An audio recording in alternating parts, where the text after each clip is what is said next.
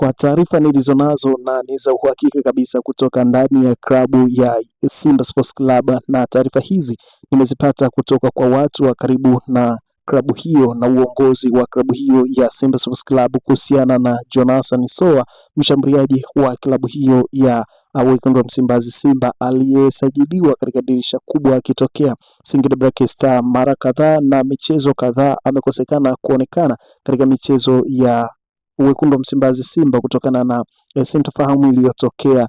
Na kwa taarifa nilizonazo za uhakika kabisa ni kwamba Jonathan Soa amemalizana na wekundu wa Msimbazi Simba, kwa hiyo kwa sasa hatakuwa sehemu ya kikosi cha Simba tena. Ni mchezaji huru ambaye tayari wameshakwisha kumalizana naye kutokana wameshindwa kuelewana kutokana na zile misunderstanding zilizotokea kwa kipindi kile alikuwa Dodoma mpaka karudi.